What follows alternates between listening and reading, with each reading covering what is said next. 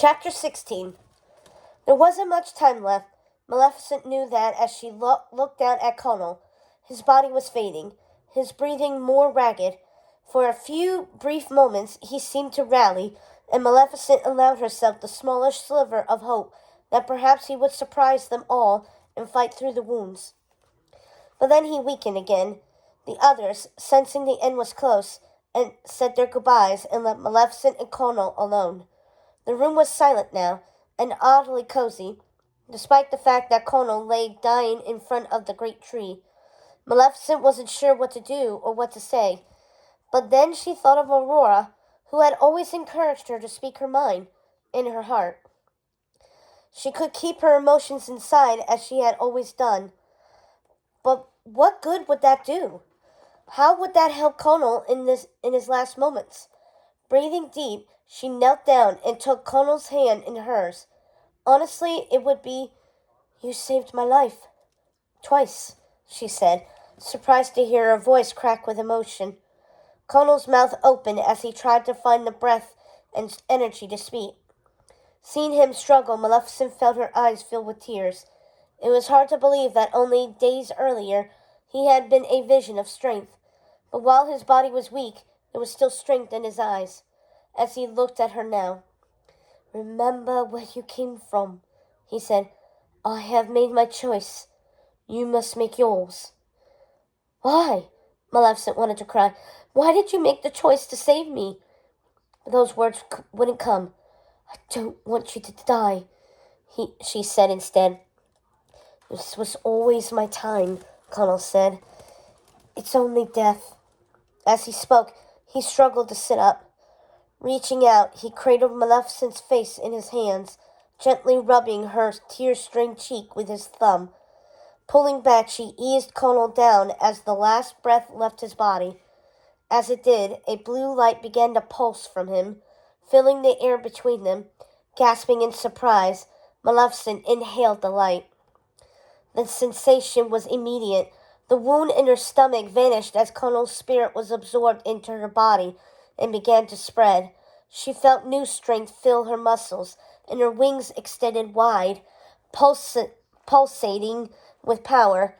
Looking down, she saw green magic pooling at her fingertips, vibrating and pulsing, ready and waiting to be unleashed. Getting to her feet, Maleficent stretched, and then her eyes widened.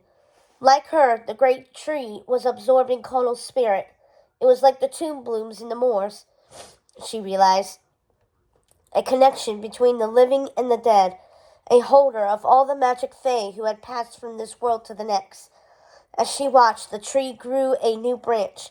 Vibrant green leaves budded and matured until they were thick. Reaching out like an arm, the branch covered Conal until he faded from sight. Moments later, when the branch lifted, Conal was gone. He had become part of the tree. He was finally at peace. Maleficent, however, was not. With her new strength came new rage. She wanted revenge. Revenge on those who had taken Conal from her, and revenge on those who stood for all the sadness the dark fae had suffered.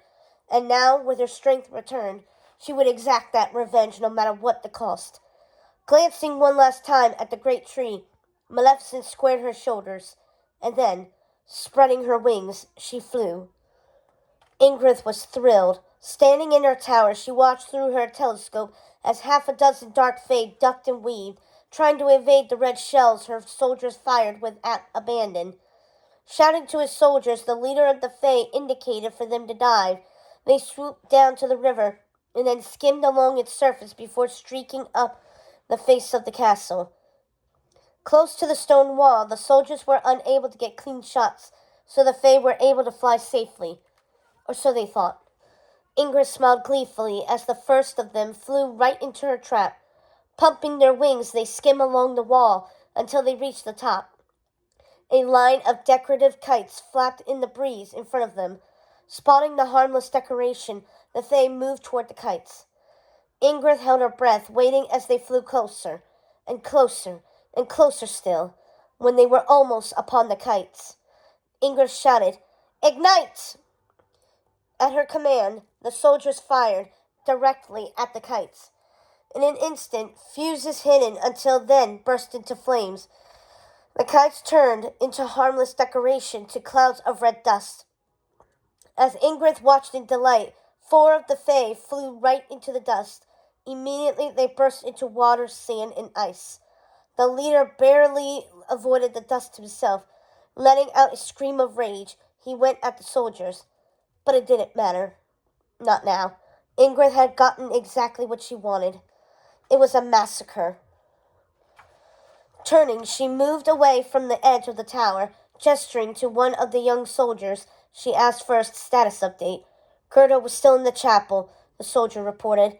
As they spoke, Gerda was pumping the red dust over all the fairies. Many had already been transformed, and those who had not were still trapped. It was only a matter of time. Mother!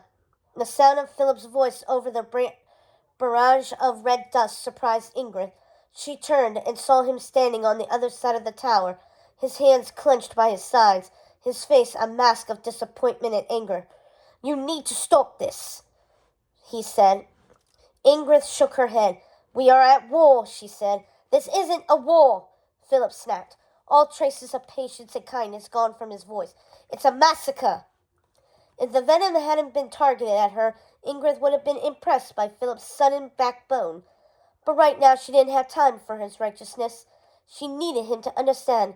These creatures stand between us and everything we deserve, she said. Olstead will never flourish while they are alive, while they have what we do not.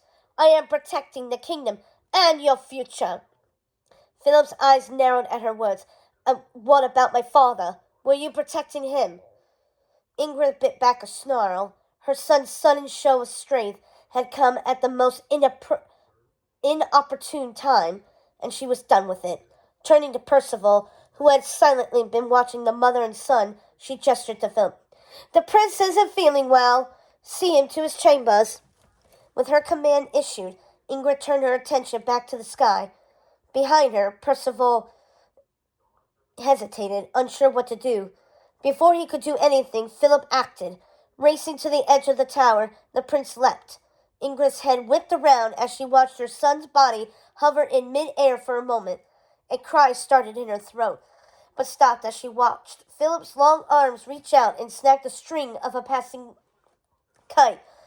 Torn free from the ramparts, it was floating up into the sky, but with Philip's weight, it began to fall. A moment later, Percival followed Philip. Jumping off the edge, he grabbed hold of Philip's ankles. Then, as Ingrid watched, they began to fall out of sight, hurtling to the ground far below. Ingrid sensed the other soldiers' eyes on her, but she did not give them the satisfaction of a reaction. She couldn't afford to back down. Not now, when victory was so close. Philip had chosen the wrong day to become a man. As the soldiers grabbed Aurora and dragged her away from the chapel below, Ingrid watched Philip and Percival's fight take them toward the lawn. She let him go. But as her gaze moved over the tower, she saw something, or rather someone, on the horizon.